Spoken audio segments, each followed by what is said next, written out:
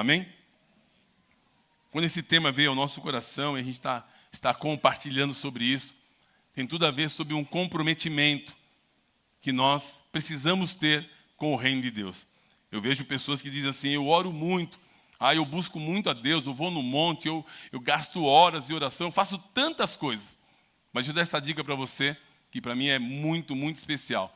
Quando Jesus fala lá em Mateus capítulo 6, verso 6, de nós entrarmos no secreto, no tempo de oração. Coloca o texto para mim, por gentileza. Mateus capítulo 6, verso 6. E você vai entender ainda mais essa sua sede e fome que você tem por Deus. Então, diz aqui o texto que, mas quando você orar, vá para o seu quarto, feche a porta, e o seu pai, que está, de que maneira? No secreto. Então, ali é o tempo que você está falando com o pai, e o pai vai falar com você. Mas presta bem atenção nisso. O pai sempre fala conosco, e o que ele fala conosco vai desembocar em pessoas. Amém? Eu sei que você pode já ter criado o seu estilo de vida, o seu modo de viver, a sua forma de viver, né? E que às vezes ninguém consegue mudar, a não ser o Espírito Santo. Mas você precisa estar aberto para que o Espírito Santo possa mudar a sua vida a partir daquilo que o Pai... Pode deixar o texto para mim, por favor, filha? A partir daquilo que o Pai está liberando sobre a sua vida. Preste atenção nisso, por gentileza. Você não está, né, numa igreja ou em qualquer local no qual Deus tem falado com você para mudar o seu estilo de vida. Porque nós podemos, às vezes, ouvir tantas coisas, né, da parte do Pai e continuar vivendo do mesmo jeito. Então, nós estamos aqui na expectativa de que o Pai fale conosco e aquilo que Ele fala conosco muda a nossa maneira de viver. Como estão entendendo? Amém? Então, por exemplo, se o Pai está dizendo para nós que nós entrarmos aqui no secreto, então, o seu Pai, que vem em secreto, te recompensará. Jesus dizia o seguinte, eu faço o que ouvi meu Pai fazendo. Eu faço o que ouvi meu Pai fazendo. Ou seja, uma vez que você foi inspirado por Deus acerca de uma ação, o Pai falou com você, peça a Ele, Pai, inclina o meu coração para fazer a tua vontade. Porque a vontade de Deus, ela é boa, perfeita e agradável. Amém? Muitas vezes Deus vai fazer você sair da sua zona de conforto. Porque é confortável algumas coisas na nossa vida. É ou não é? Não é confortável, por exemplo, você saber que você tem que ir numa igreja no domingo de manhã, você tem aquele compromisso com Deus. É confortável, é gostoso. E durante a semana? Será que Deus não quer mudar alguma coisa na nossa vida? Será que a gente não pode se esforçar um pouquinho mais para abençoar as pessoas? Então, certamente, o Pai vai estar falando com você. Então, toda vez, grave isso, toda vez que você tiver o seu tempo de comunhão com Deus, o seu tempo de intimidade com Ele, você vai sair de lá com uma responsabilidade.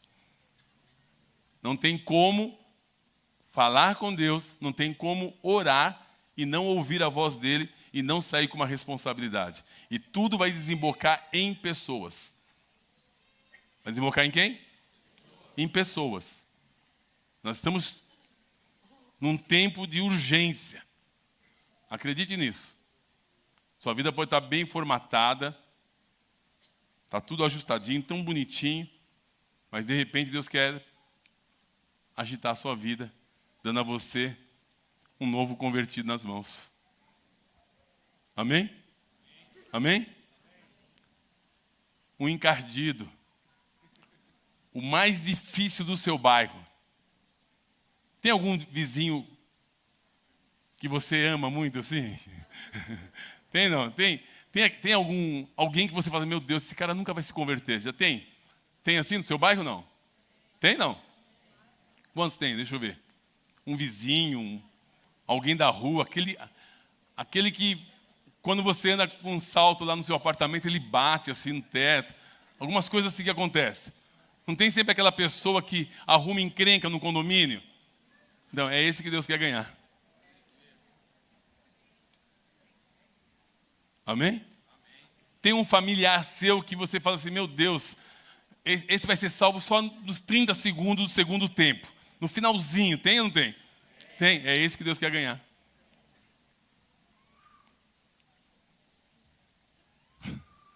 Não tem aquela pessoa que você nem ora por ela? Tem ou não tem? Fala assim, eu não vou orar não, porque não quero ela ver convertida não. Tem ou não? Às vezes, consciente ou inconscientemente, tem algumas pessoas. É que nem quando a gente brinca assim, quando a gente encontra alguém que você não queria encontrar de jeito nenhum. Você fala assim, meu Deus, que mundo pequeno, né? Assim você fala, que mundo pequeno e mal frequentado. Eu estou revelando seu coração aqui, hein? E o meu também. Mas acredite, Deus quer alcançar essas pessoas. Eu só estou relatando aqui como você era antes. Como eu era antes. Que ninguém acreditava e você está aqui hoje. Amém? E o que de graça recebesse, de graça dai. Então Jesus dizia, para nós entrarmos no nosso quarto, entrar no secreto, e o Pai vai nos recompensar. Você vai sair dali com uma resposta. Amém? No nome de Jesus. E o nosso tema desse mês de setembro é ser fiel, ensinável e disponível. A gente aprender, de alguma maneira, que o Pai possa ministrar o nosso coração e nós sondarmos o nosso coração para que nós possamos atingir esse propósito de sermos pessoas fiéis. Qual é o fiel? O fiel é aquele que ouve a palavra de Deus e de alguma maneira ele inclina o coração para viver aquela realidade. Tem coisas que eu sei que não é fácil viver, mas Ele te chamou, Ele vai te capacitar. Amém? Quantos creem? Então, fique os seus ouvidos atentos para que você possa entender aquilo que o Pai tem para a sua vida. E uma das maneiras que eu queria desafiar o seu coração, meu irmão, minha irmã, a você se vincular à igreja local, a participar de uma célula. Nós somos uma igreja em célula. A você participar de um tempo de comunhão, para que você possa crescer ainda mais. Tá bom?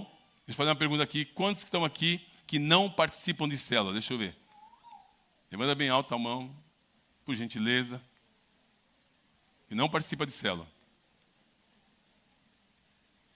São poucas pessoas. Quantos participam de célula? Deixa eu ver. Gente, que coisa linda. Então, deixa eu dar essa dica para você. Levanta a mãozinha de novo, por favor. Isso. Perdão, né? Quem não participa de célula, levanta a mão, por gentileza. Isso. Ó, as pessoas estão com a mão levantada, não vou pedir para ficar em pé. As pessoas estão com as mãos, fica com a mão levantada. Você que participa de célula, olha bem para essa pessoa. Você vai levá-la para almoçar hoje. Olha lá. Alguns levantaram a mão que nem tinha levantado a mão, levantou agora. Então, eu queria que você, pode levantar a mão, por gentileza, só para... A ideia é o seguinte, os irmãos que participam de célula, no final desse culto, ainda hoje, você pegar o telefone dessa pessoa e viabilizar. Por exemplo, aqui na comunidade, para facilitar a vida das pessoas, nós temos várias células funcionando na quinta-feira, às 20 horas, aqui na comunidade. Então, você que não participa de célula, às vezes tem dificuldade de ir na casa de alguém. Eu entendo isso. Mas você pode vir direto aqui, que nós temos várias células aqui, que os irmãos estão reunidos aqui. É só você vir e falar assim, olha, eu vim aqui para participar de uma célula. Temos os irmãos que, de quinta-feira, o Eduardo e a Vivian, quem mais? São da liderança aqui, de quinta-feira, que tem o Marcos e a Mari. Fica de pé, Vivian, Marcos, Mari. Quem mais? De quinta-feira, que está aqui. O Arthur tem uma célula de jovens, está ali atrás também. A Silvana e o Rogério, o Gemerson, que não estão, só vão vir à noite. Então nós temos, você pode vir direto na quinta-feira, porque às vezes as pessoas têm dificuldade de entrar nas casas. Então, obrigado, meus irmãos. Então, primeiro desafio para nós aqui é fazer parte de uma célula, ou seja, ter vínculo com a igreja local. Isso faz parte de nós sermos fiéis, ensináveis e disponíveis. Tá bom? Só uma dica para o seu coração nesse sentido. Abra comigo, por gentileza, lá em 1 Coríntios.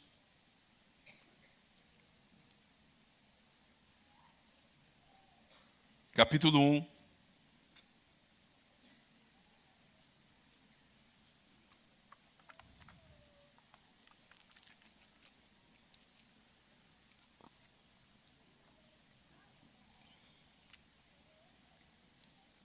Verso 18. Essa palavra nós íamos compartilhar ontem com a nossa liderança, mas faz todo o sentido nós compartilharmos aqui hoje e você sair daqui hoje comprometido com Deus. Então diz aqui, 1 Coríntios capítulo 1, verso 18. Pois a mensagem da cruz é o quê? Loucura. E vou explicar para você depois por quê. A mensagem da cruz é loucura para os que perecem, mas para nós que somos salvos é o poder de Deus. Pois está escrito, destruirei a sabedoria dos sábios e rejeitarei a inteligência dos inteligentes. Onde está o sábio? Onde está o mestre da lei? Onde está o filósofo desta era? Acaso Deus não tornou loucura a sabedoria deste mundo? Visto que a sabedoria de Deus, o mundo não conheceu por meio da sabedoria humana. Agradou a Deus salvar aqueles que creem por meio da loucura do quê? Da pregação. Por isso a importância de nós falarmos a palavra de Deus para as pessoas. É loucura. É loucura, a palavra da cruz é loucura. Ou seja, não dá para entender, só precisamos crer. Precisamos o quê? Crer. É loucura o que aconteceu na cruz do Calvário, né, com a morte do nosso Senhor Jesus. Ali parecia que estava tudo perdido. Mas depois de 3 dias, Ele ressuscitou. Amém? Mas eu quero que você entenda e creia na palavra da cruz, que eu vou depois voltar nesse texto. Quero que você deixe aberto aí, por gentileza. Abra comigo lá em 2 Coríntios 5. 14. É importante entender a loucura da palavra da cruz.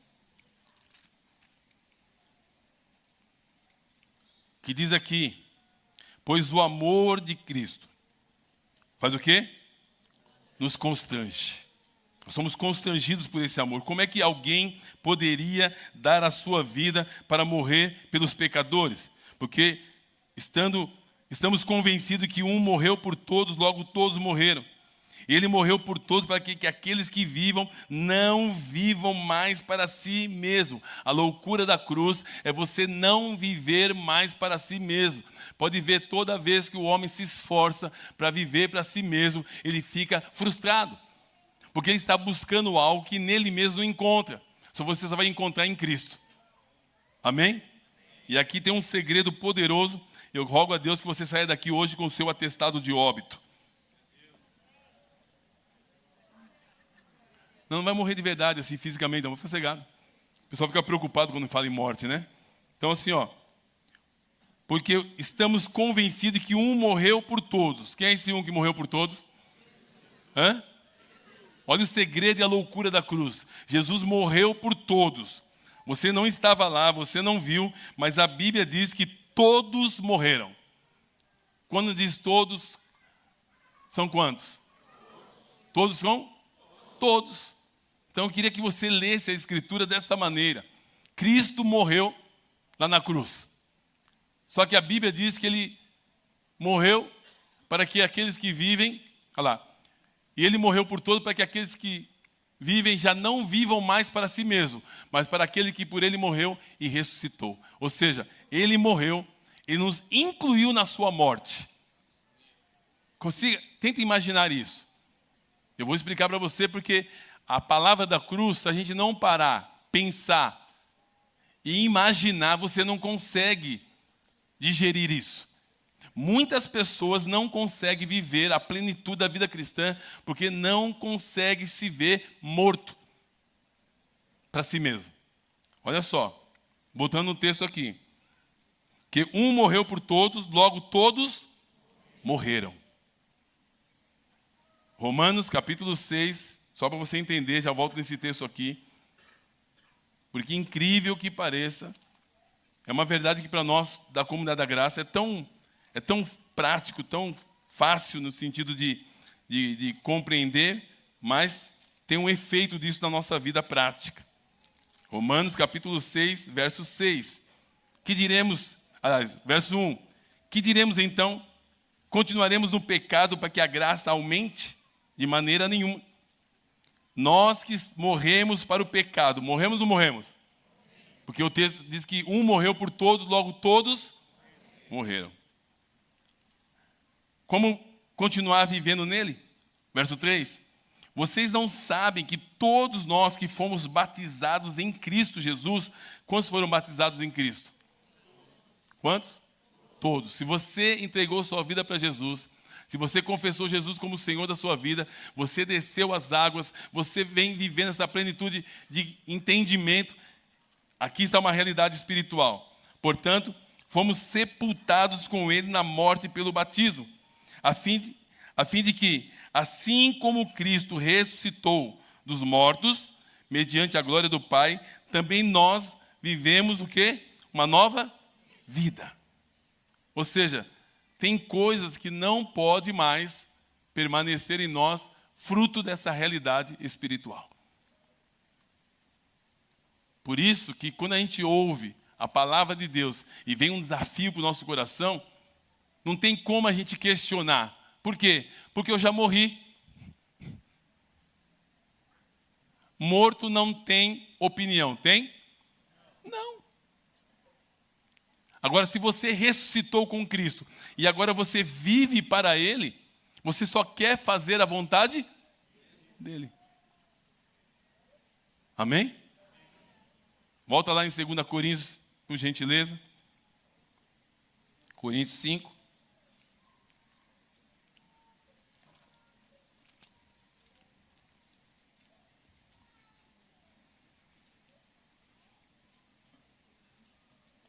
Se enlouquecemos, verso 13,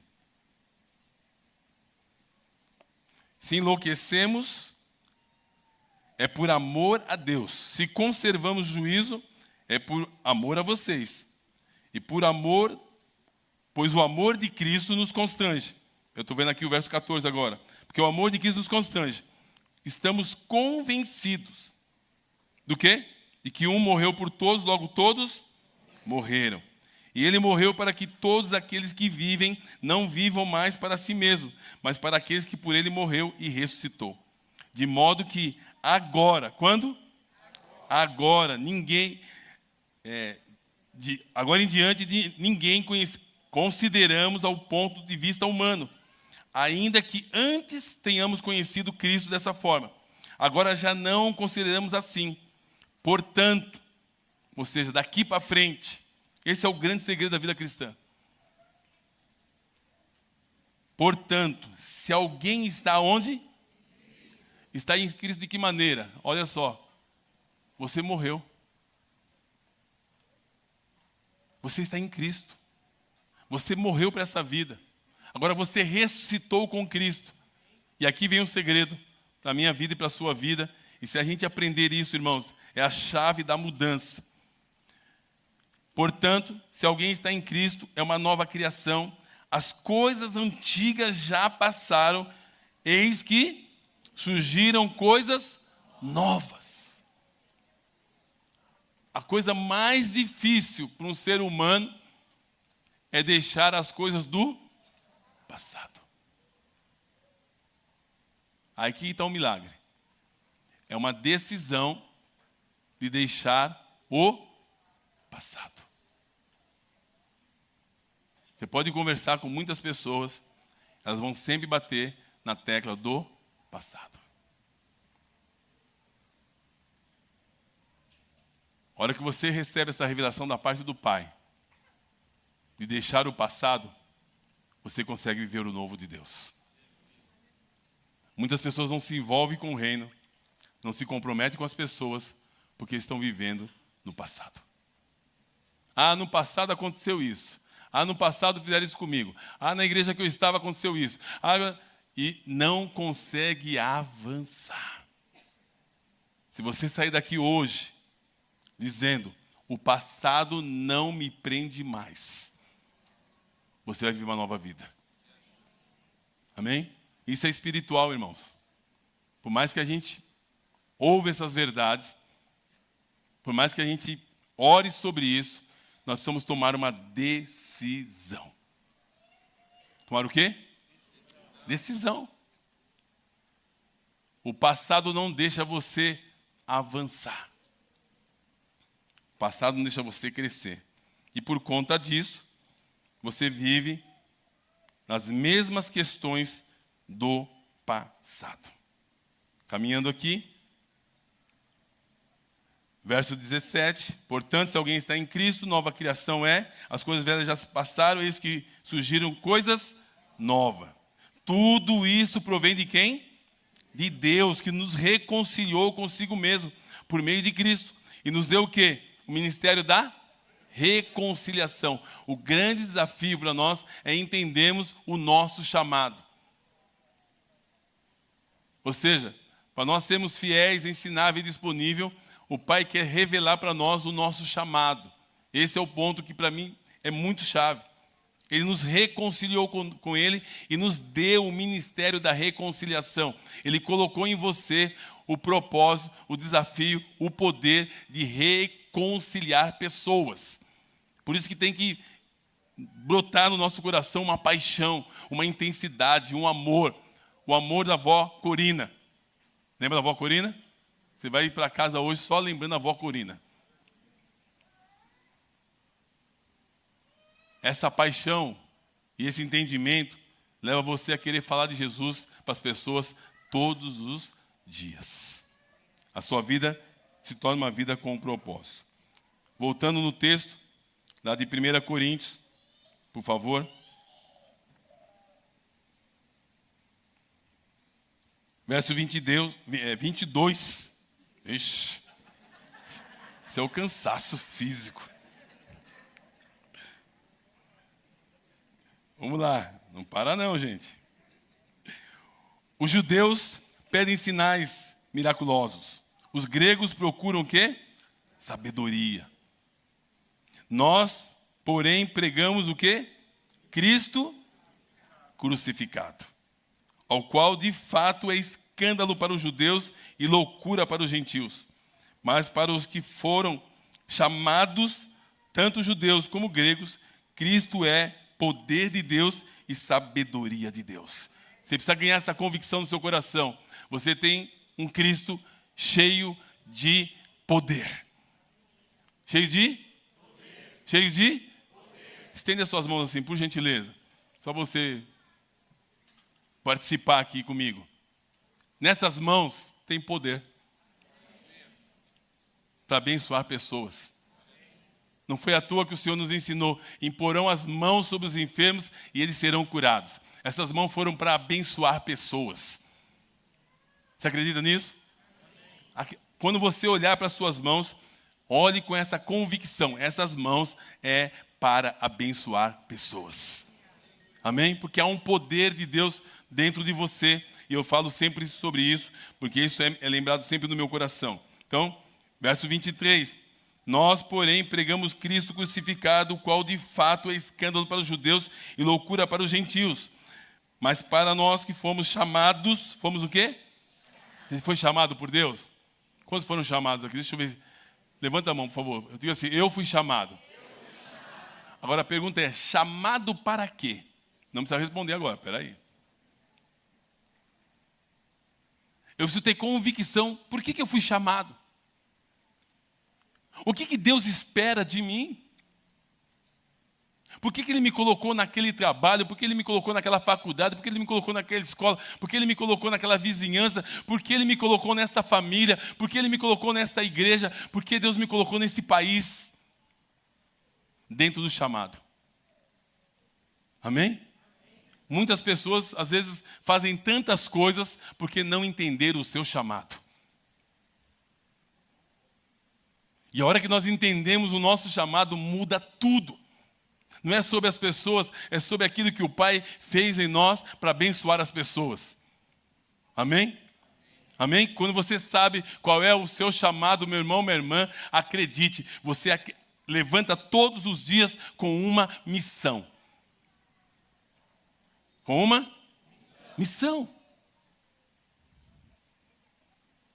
Pessoas que não têm a convicção do seu chamado, elas nem levantam.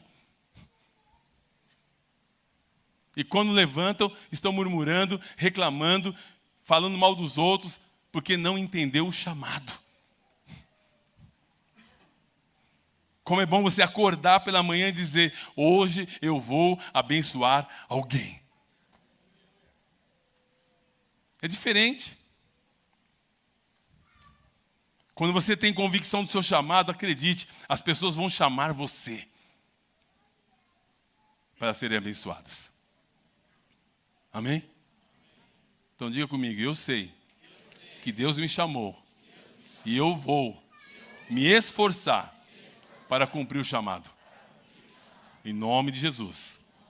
Nós vamos sair daqui comprometidos. Em nome de Jesus. Então, caminhando aqui, verso 26. Irmãos, pense no que vocês eram quando foram o quê? Eram o quê? Foram o quê? Chamados. Poucos eram sábios segundo padrões humanos. Presta bem atenção nisso. Quando nós fomos chamados, nós não éramos pessoas que as pessoas escolheriam. Quantos aqui já... Vou falar com os homens aqui. Quantos homens jogavam bola aqui e eram ruins de bola? Deixa eu ver. Hã? Ou seja, ninguém chamava. Era o último. Hã? Eu já não posso falar o mesmo, porque pela misericórdia e graça de Deus, eu não era o mais inteligente, mas sabia jogar bola. É horrível quando começa a escolher e ninguém chama. Mas eu vou dar uma boa notícia para você. Jesus olhou para você e te chamou. É lindo isso, né? Diga para o seu irmão, fala assim, ó: Jesus te chamou. Viu?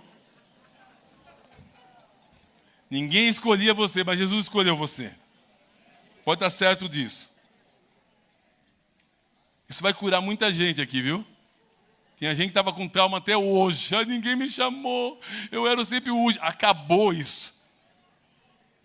O Senhor do universo escolheu você.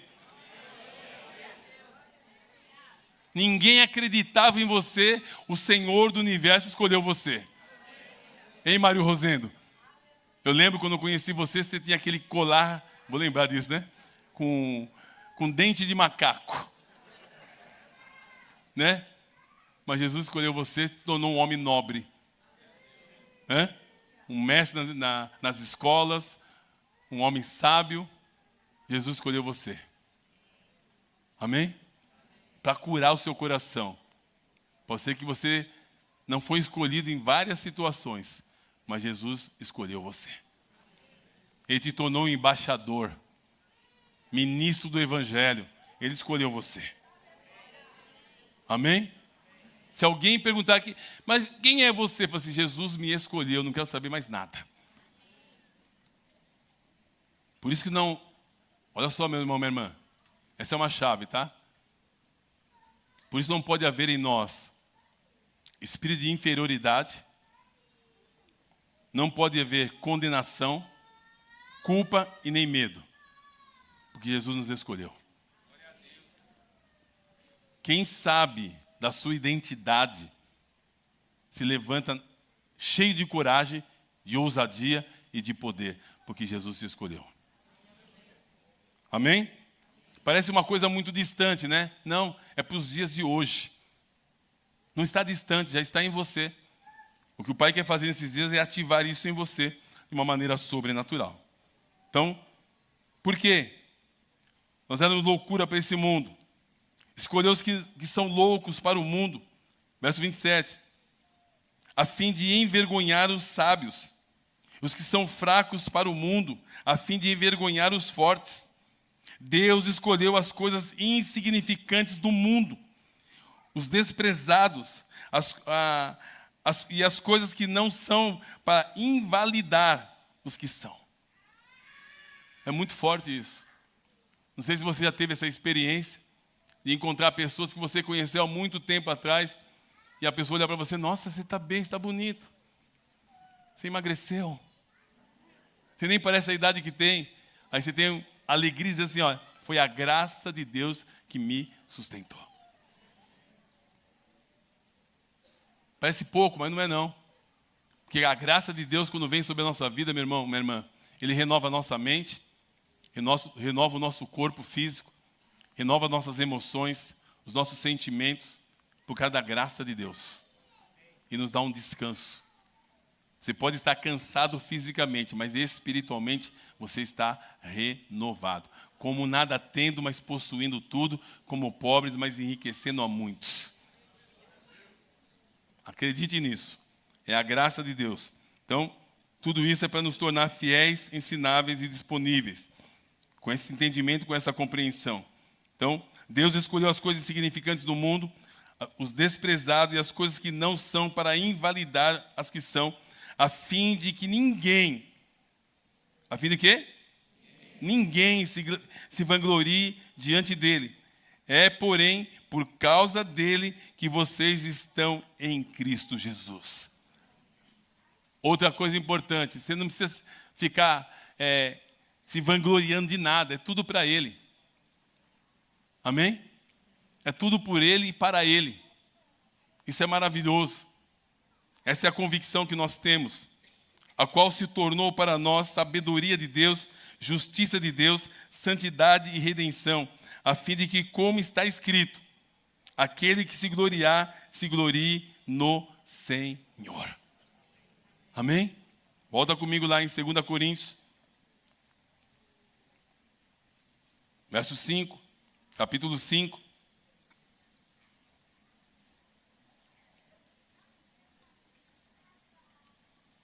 Verso 18, tudo isso provém de Deus, que nos reconciliou consigo mesmo, por meio de Cristo, e nos deu o ministério da reconciliação.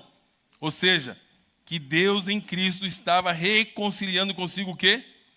O mundo, não levando em conta os pecados dos homens, e nos confirmou a mensagem da reconciliação. A nossa vida vai ter mais sentido a partir do momento que a gente entende o nosso chamado. Acredite, Deus vai abrir os olhos do seu entendimento para que você entenda o seu chamado e você não vai olhar mais para você mesmo. Você não vai ficar em depressão, angústia, dor, inferioridade. Não vai. Por quê? Porque você entende o seu chamado. Amém? Ou seja, você vai ser um instrumento nas mãos de Deus para reconciliar as pessoas com Deus. As pessoas ficam frustradas porque elas acham que elas vieram nessa terra para viver eternamente nela. Você não foi chamado para viver eternamente aqui. Isso aqui é só uma preparação para vivermos eternamente com o nosso Pai. Amém? Em nome do Senhor Jesus. Caminhando aqui para o final, olha só. Ou seja, verso 19, que Deus em Cristo estava reconciliando consigo o mundo, não levando em conta o pecado dos homens, e nos confiou a mensagem da reconciliação. Portanto, ou seja, daqui para frente, somos embaixadores de Cristo, como se Deus estivesse fazendo o seu apelo por nosso intermédio. Por amor a Cristo, lhe suplicamos, reconcilie-se com Deus. Você pode estar na igreja, você pode fazer parte de uma igreja local e não estar reconciliado com Ele. Só que é muito forte. Pastor, como é que eu sei que eu não estou reconciliado com Ele? Porque se nós estamos reconciliados com Ele e não estamos preocupados com a reconciliação dos outros, alguma coisa está errada em nós. Essa semana eu ouvi um homem que veio no aconselhamento comigo. Ele chorava,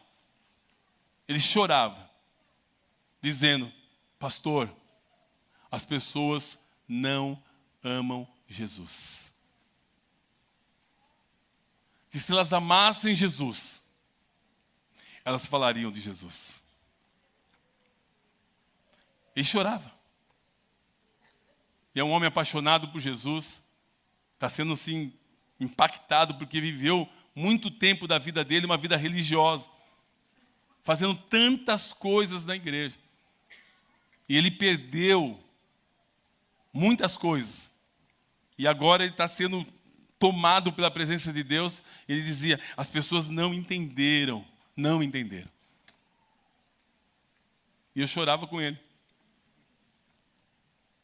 Porque as pessoas ainda não entenderam o que é ser cristão. Ou seja, nós fomos reconciliados com Ele. Ele derrama em nós o amor dEle, para que possamos reconciliar os homens com Deus. Isso aqui não é para trazer peso para o seu coração, não, é para nós reavaliarmos a nossa experiência. Qual o nível de paixão que nós temos pelo reino? Qual o nível de paixão que nós temos pelas pessoas? Nós queremos uma igreja só que nos agrade, que faça, nos sentimos profundamente bem, a nossa alma fica tão feliz, ou nós queremos realmente dar a nossa vida pelas pessoas? Por isso que essa canção, a última que nós cantamos, antes dos amigos aqui, dos visitantes, estou perdendo tudo por amor a Ele. E com alegria. Com alegria. Paixão. Como aquela canção que a gente canta também, que há um fogo queimando em meu peito, não me dá descanso. Não me dá descanso. Em saber que pessoas nesse exato momento estão indo para o inferno. Até isso perdeu a nossa dimensão. Porque nós fomos convencidos que não há inferno. Você viu que as pessoas não falam sobre isso? E aí no YouTube, as mensagens vão tomando a nossa mente e deixando o nosso cérebro, sabe o quê? Anestesiado. Que o Pai venha gerar no meu coração, no seu coração, sabe o quê? Um desespero. Que nem a avó? Corina. Eu imagino o desespero dessa mulher de joelhos, orando e pedindo pela salvação dos seus familiares. Dos que já estavam e dos que vão vir ainda. Tem muita gente que vai ser salva ainda por causa da oração da avó Corina.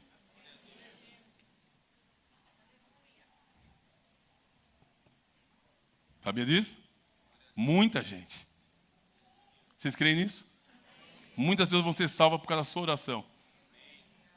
Mas não é uma oração qualquer. É a oração do desespero. É a oração do desespero. Salva, Senhor, a minha família.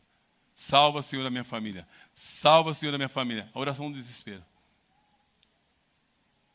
Amém? Você pode ficar em pé comigo, por gentileza?